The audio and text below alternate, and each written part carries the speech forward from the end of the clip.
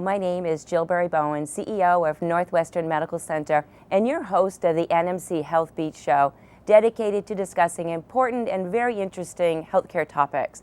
Today, I am so excited to introduce to you our newest surgeon at Northwestern Orthopaedics, and that is Dr. Derek Chase.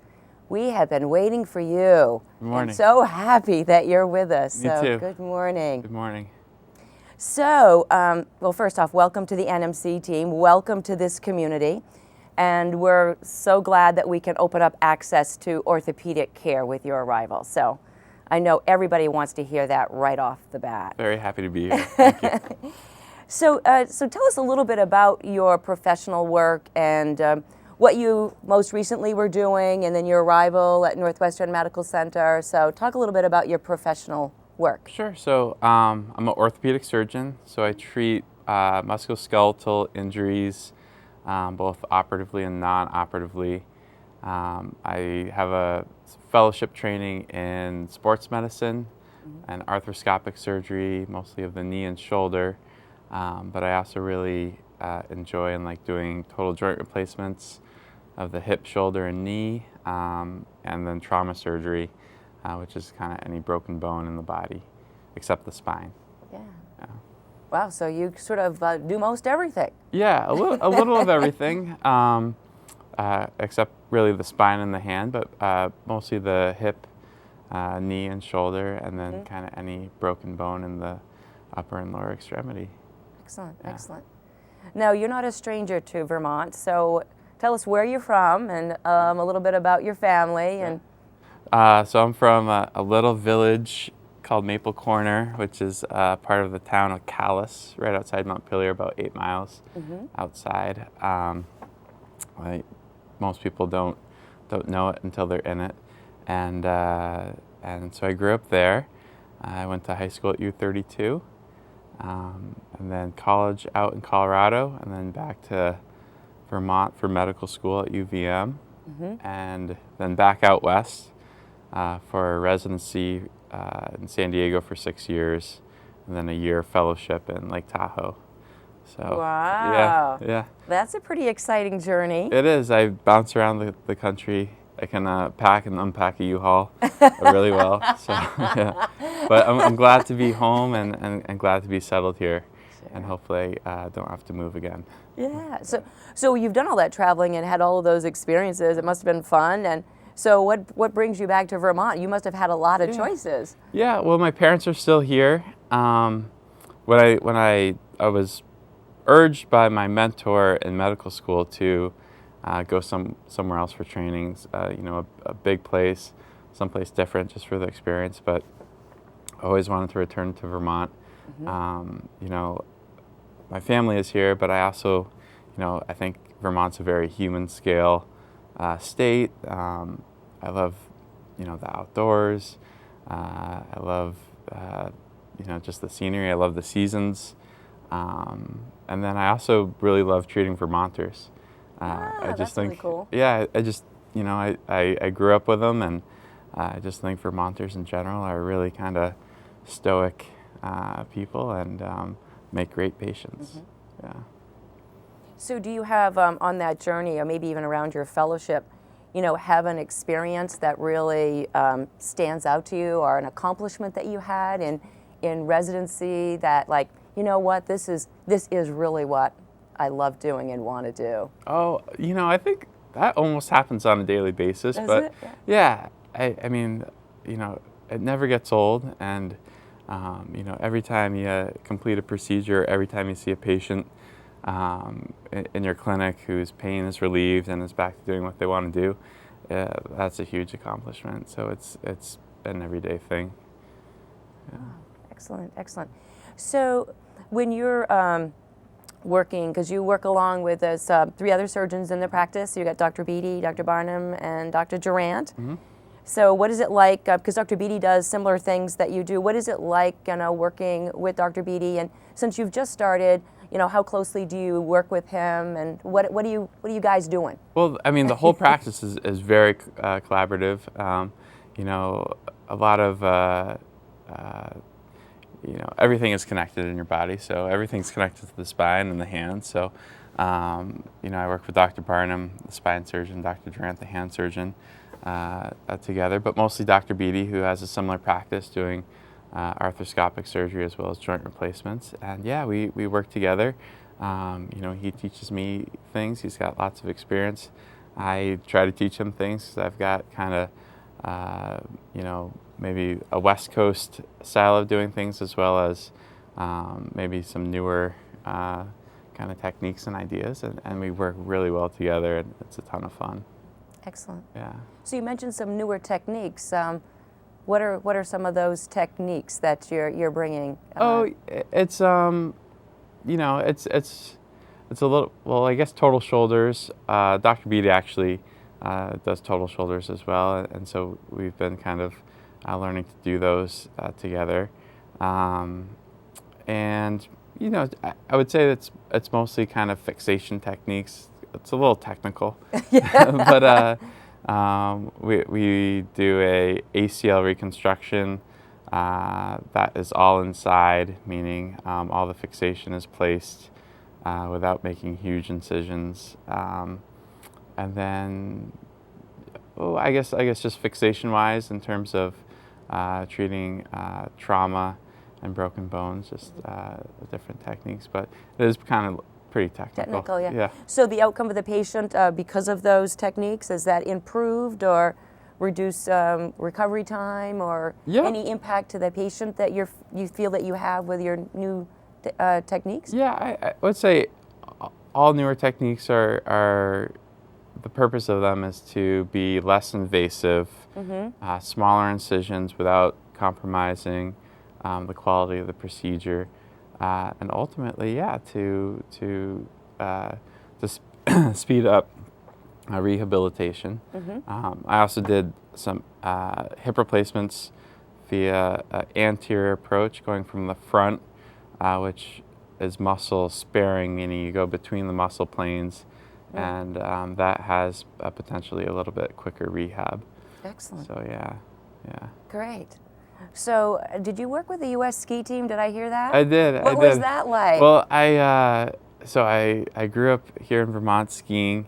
In med school, I tore my ACL skiing, and I did some research in medical school on ski injuries. They have one of the biggest ski research programs in the world at Sugarbush, and an old retired doctor who actually did my knee surgery really was a forefather of kind of ski injury research. So I always wanted to do kind of skiing medicine because it's active, young people, and it's kind of high energy. So there's lots of there's lots of orthopedic injuries that run the gamut. And so I chose a fellowship, and I worked with Terry Orr, who was the head team physician for the U.S. men's ski team for a couple decades, I think.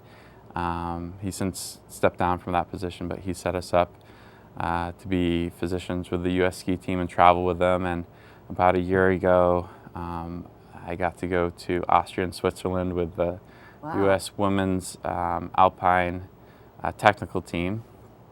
And that was great. They had better snow than we do right now. So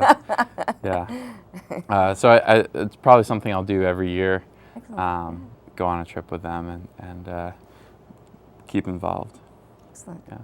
So you've got the ski team, and then you also Guatemala Operations Walk. What was that all about? So you've had some wonderful experiences here. I mean, whenever you can kind of mix, medicine with a little travel, I like doing that. So that was a volunteer mission trip. It's coordinated by this group called Operation Walk, which is this great group. They have several chapters around the country, and it's all volunteer based. And I think we went to Guatemala, Antigua, Guatemala, with 4 surgeons and 4 operating room teams, and I think we did just over 50 joint replacements in about 3.5 days. Oh my! Yeah, and it was also very rewarding. The Guatemalans are really hardworking. They do a lot of labor, and and joint replacements are just a great surgery to get people back to what they're doing without pain. Mm-hmm. Yeah. Wow, very impressive. Thanks. So, have you always wanted to be an orthopedic surgeon? I mean, No. how did this journey start, and what got you here? So that's a long story, but I guess no one in my family is in medicine whatsoever. My father's a woodworker, and I grew up in a wood shop with power tools, and I was also really into sports, and I broke a lot of things and tore a lot of things, and I think my first injury was I broke my arm on a swing set when I was like 8. And that's the only reason I had exposure to orthopedics. And then in college, I was actually an economics major, which is really the study of choice. And then I just kind of tried to choose what I thought would be, the most rewarding career. And I think using my hands and my mind in unison to help people and to be constantly challenged and constantly learning, I thought that would be the best career, and so far it's proven to has been the right choice. So yeah. Wow, Yeah. wow. No, I was really impressed by, at the very beginning of our conversation, you mentioned a mentor that challenged you to do and go to someplace else and someplace different. So how important was that mentor in your life? Because, I mean, we're talking about orthopedics and access about orthopedics, but I think it's so important for everybody to have a mentor. How important was this mentor to you? Oh, super important. And I've had a couple throughout my training, and I mean, all my mentors have been really influential for different reasons. One, how to do surgery, where to go to learn surgery, how to learn the techniques, but also kind of how to achieve that life-work balance a little bit as well. So very thankful to all my mentors I've had along the way. Yeah, that's excellent.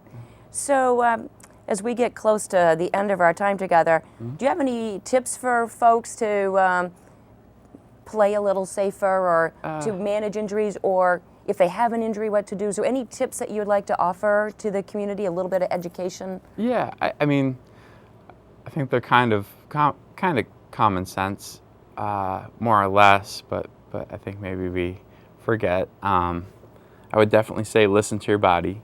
So if it hurts doing something, don't do it. Or if you really want to do it and need to do it, then come see myself or one of my partners if it bothers you. And I would say don't overdo it. Again, listen to your body, and then just kind of the general, stay active. And I think a lot of injuries come from when people are really inactive, and then all of a sudden, go skiing for 2 days in a row, or play in a pickup tournament. So it's something, if you can kind of maintain a level of activity on a daily basis or just a regular basis, I think it's better to prevent injuries. But definitely listen to your body as well.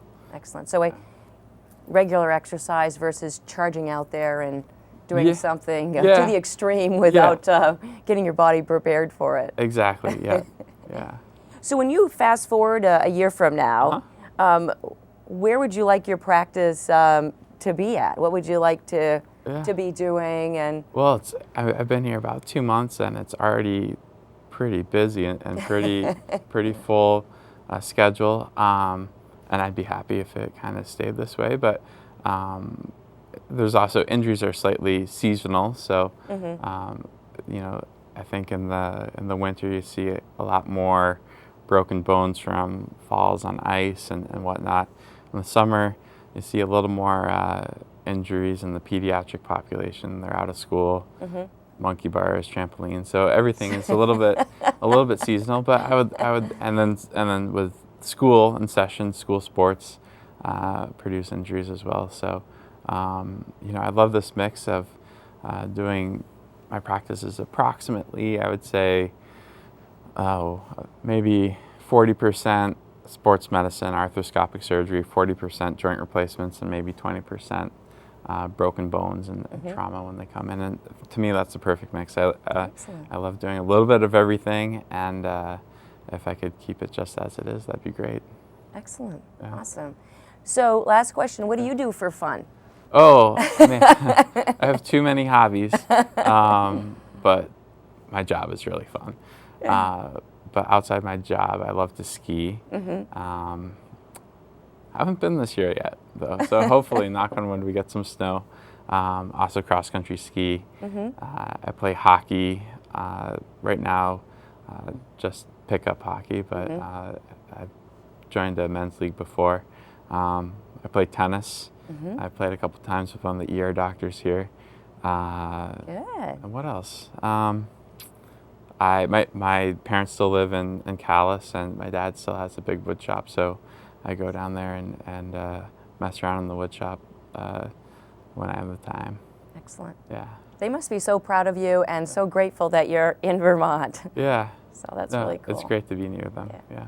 Well, Dr. Chase, thank you so much for being on the show. I know the community is grateful to have you here because folks want to get their orthopedic care locally. So you're allowing that to happen. So thank you so much for being here. I'm grateful to be here. So, and you're probably heading off to the OR next. I am. We got a full day. Yeah. Excellent. Well, we'll get you out there. So thank you so much. All right. Thank you, Jill. This is Jill Bowen, CEO of Northwestern Medical Center, and your host of the Health Beat Show. Thank you so much for joining us, and I know we're all celebrating that we have open access to orthopedic care locally right here.